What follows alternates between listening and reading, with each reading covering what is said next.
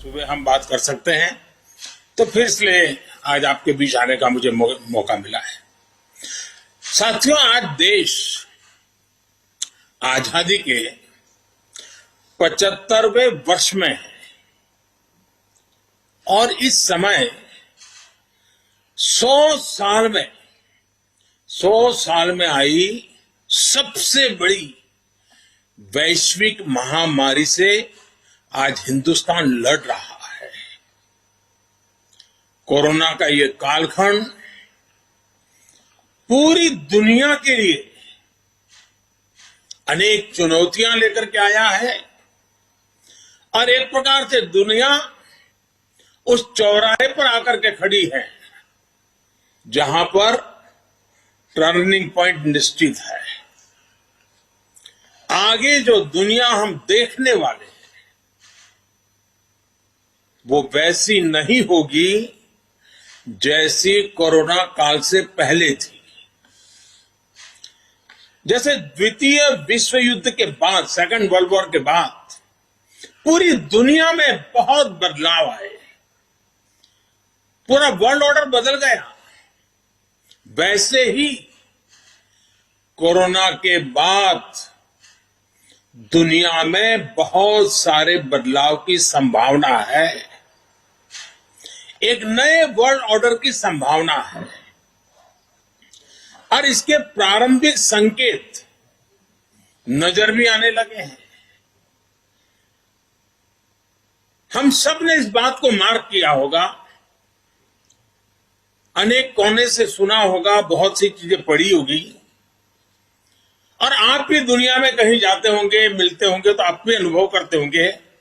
आज भारत की तरफ देखने के विश्व के नजरिए में बहुत बड़ा बदलाव आ रहा है।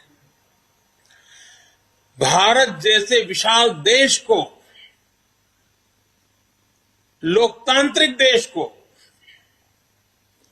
और इतने बड़े समाज में इतनी बड़ी विविधताओं को संभालते हुए चल रहे देश को अब दुनिया के लोग भारत को अधिक मजबूत रूप में देखना चाहते हैं और इसलिए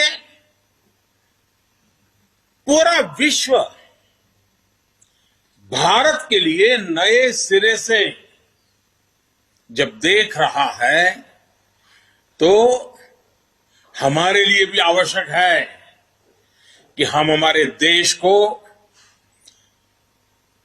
तेज गति से आगे बढ़ाएं, अनेक विविध क्षेत्रों में बदलाव लाएं, मजबूती लाएं। ये समय नए अवसरों का, नए संकल्पों की सिद्धि का समय है। बहुत जरूरी है कि भारत आत्मनिर्भर बने और आत्मनिर्भर तो बने ही, आत्मनिर्भर भारत की नींव पर एक आधुनिक भारत का निर्माण हो। कल जैसा मैंने पहले कहा, निर्मला जी ने जो बजट पेश किया है, बाय एंड लार्ज हम देखें, पॉलिटिकल एंगल अगर हम छोड़ दें तो जो आर्थिक विषय के लोग हैं, समाज जीवन के लोग हैं, अखबारों में भी देखेंगे, कल टीवी चैनलों की डिबेट में देखेंगे, बजट का बहुत स्वागत हुआ है, बहुत सराहना हुई है। और आपने भी देखा होगा कि इस बजट में देश को आधुनिकता की तरफ ले जाने की दिशा में कई महत्वपूर्ण कदम है। साथियों, जब हम आज के बजट की चर्चा करेंगे तो सापेक्ष भी होती है, कुछ तो पुरानी बातों की तुलना करेंगे तब पता चलता है। बीते 7 वर्षों में जो निर्णय लिए गए, जो नीतियां बनी, पहले की जिन नीतियों में गलतियों को सुधारा गया, उस वजह से आज भारत की अर्थव्यवस्था का निरंतर विस्तार हो रहा है। 68 साल पहले भारत की जीडीपी 1,10,000 करोड़ रुपए की थी। आज भारत की अर्थव्यवस्था 2,30,000 करोड़ के आसपास की है। वर्ष 2013-14 में भारत का एक्सपोर्ट 2,85,000 करोड़ रुपए होता था। आज भारत का एक्सपोर्ट 4,70,000 करोड़ रुपए के आसपास पहुंचा है। 7 साल पहले करीब $275 बिलियन का विदेशी मुद्रा रिजर्व हमारे देश के पास था। आज देश का विदेशी मुद्रा रिजर्व $630 बिलियन को पार कर गया है। वर्ष 2013 में देश में $36 बिलियन का विदेशी निवेश एफडीआई था। पिछले साल ये $80 बिलियन को पार कर चुका है।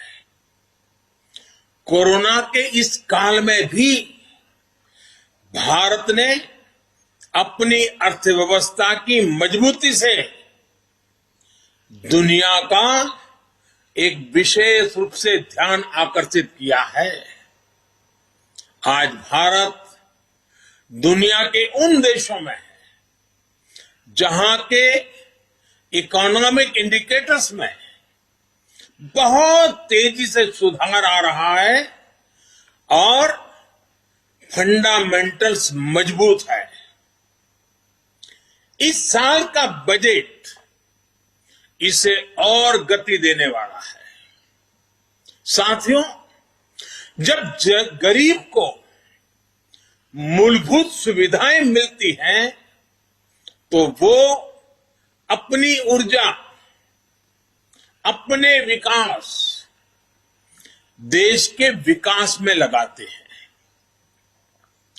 इस बजट का भी फोकस गरीब, मिडिल क्लास और युवाओं को बुनियादी सुविधाएं देने और आय के स्थायी समाधानों से जोड़ने पर है।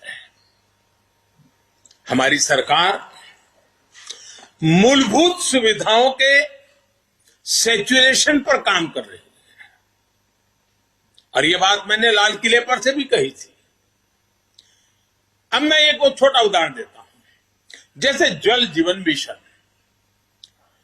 अब हम हमेशा सुनते आए हैं, गांव में, घर में, समाज में, सरकार में, राजनेताओं में, सब में क्या सुनते हैं? हर कोई कहता है जल ही जीवन है। सुनना तो बहुत अच्छा लगता है, लेकिन यह भी सच्चाई है, पानी की दिक्कत, पानी की कमी, गरीब के जीवन की, महिलाओं के जीवन की सबसे बड़ी चुनौतियों में से एक है।